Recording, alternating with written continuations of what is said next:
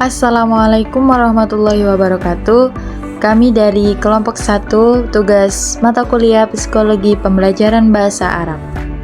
Adapun anggota kelompok kami, yang pertama yaitu Ahmad Fauzi, yang kedua Laila Nur Khalilah, yang ketiga Muslimatul Asliyah, dan yang terakhir yaitu Abdurrahman.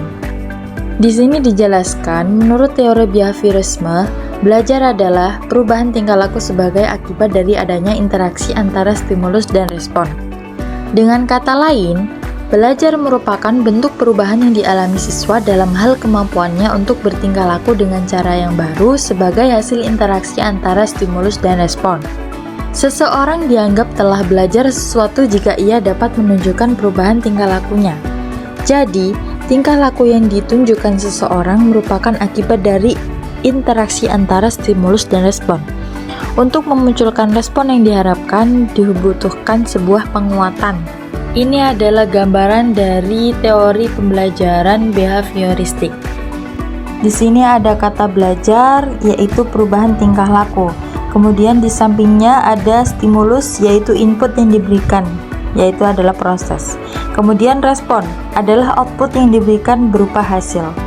Adapun penerapan teori behavioristik yaitu ada 5. Yang pertama trial and error, yang kedua mengingat, yang ketiga menirukan, yang keempat mengasosiasikan, dan yang kelima adalah menganalogikan.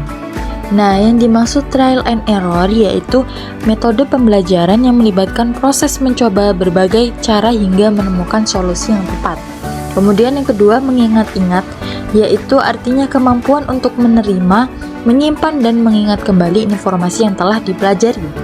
Nah, yang ketiga menirukan, yaitu proses memperoleh keterampilan atau perilaku baru dengan mengamati dan meniru tindakan orang lain.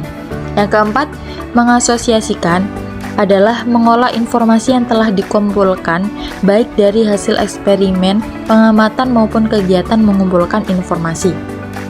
Yang terakhir yaitu menganalogikan adalah metode pembelajaran yang mendorong siswa untuk menghubungkan informasi baru dengan pengetahuan yang sudah dimiliki. Kemudian ada prinsip teori behavioristik, ada 2 yaitu stimulus dan respon, dan yang terakhir yaitu penguatan. Stimulus adalah apa saja yang diberikan guru pada siswa, dan respon adalah reaksi siswa pada stimulus yang telah diberikan guru.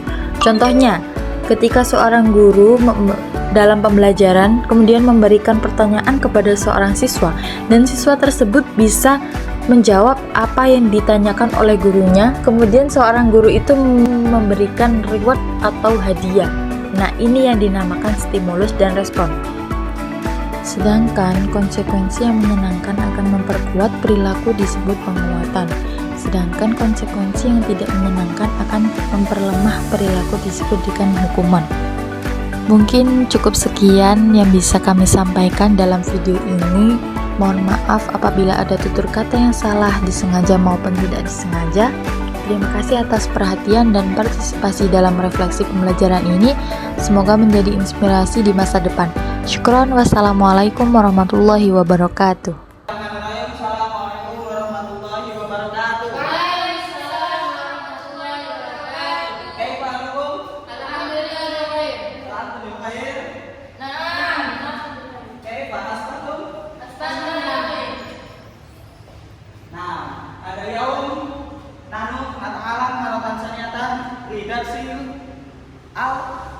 Psikolog. Pada kesempatan kali ini kita akan membahas pena, contohnya pena ataupun kolam.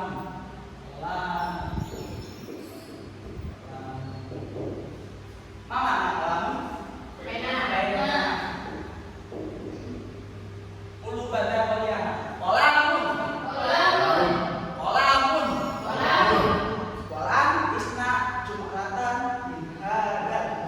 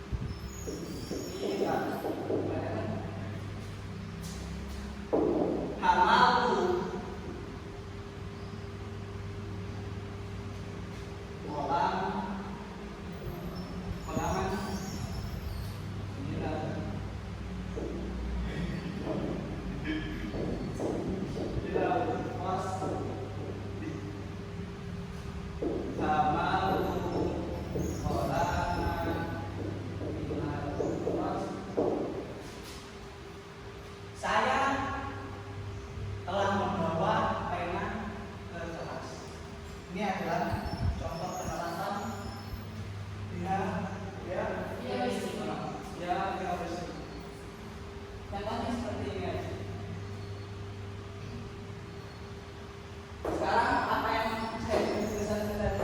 Apakah kalian sudah paham mengenai asal dari membuat terus membuat contoh?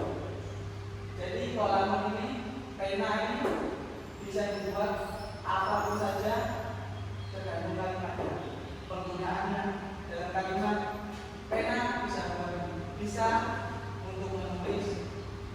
Terserah kalian membuat kata halaman ini dalam kalimat apa saja. Yang penting kalimatnya ada dalam pena. Sekarang saya tanya apa kalian tahu tentang jadwal ini?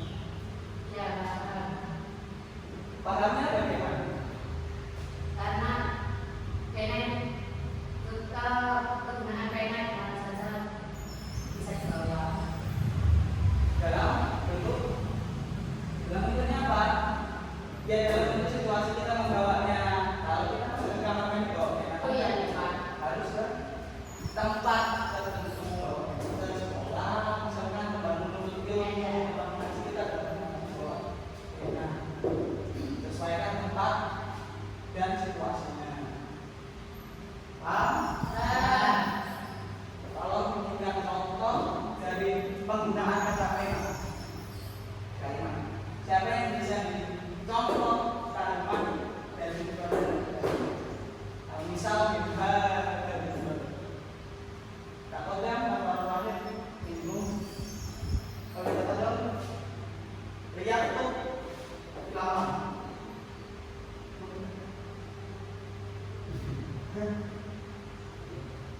Dah, nggak pernah pahit.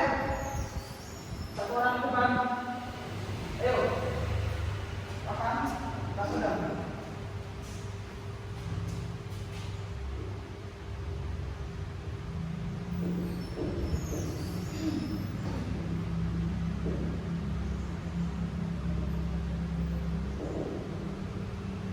Kataku di kolam bisa dijelaskan tentang kalimat yang sampean tulis. Kataku di kolam. Ya. Saya menulis dengan baik. Nah, itu tadi sudah menerangkan tentang penggunaan pena dan kalimatnya sudah tertata dengan baik. Jadi paham semuanya ya? Ya. Ya. Nah, kalau contoh yang pertama tadi kita mengambil dari kata misal dari pola. Sekarang kita ambil dari kalimat.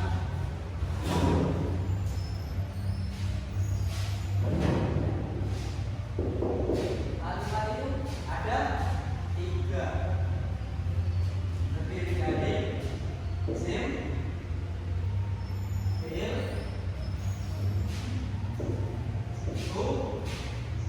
Mari coba coba. Iya.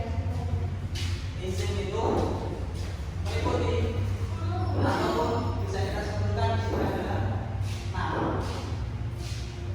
haul atau benda, hewan, batu, auma, pokoknya nama dan benda. Sedangkan fi'il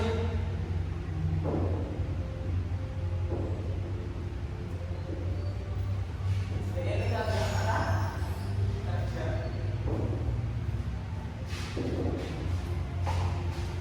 Jangan dulu kata sambung atau contoh dari huruf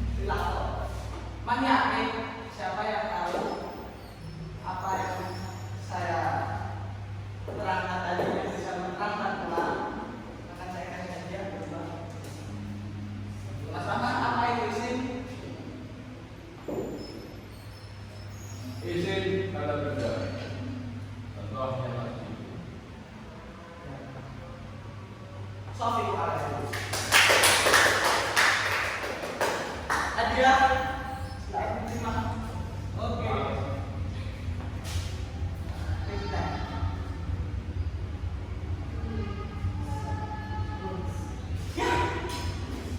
Sekarang kalau dari PL, terus selanjutnya ada baru ini. Memberikan kejelasan tentang PL itu apa dan tolong memberikan contohnya. Inilah data tiga. Ya, ini adalah Ada tiga. apa saja? Ini menggoreng, mati dan aman. Kata dari ini mati. Kata apa? Ya. Dari moderat. Ya. Cek dulu. Ya. Ya. Sekarang pertanyaan pada kalian. Ya. Buruk. Mau gak buruk? Goreng itu sebagai kata sambung. Kemudian satu kalimat ke kalimat lain. Ya.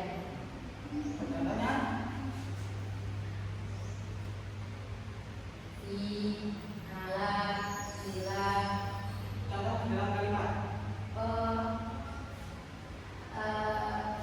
Yang aku ilah berhentian masjid.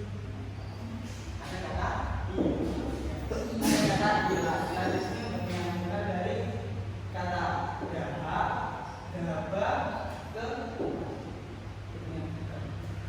dan di sini juga ada lamir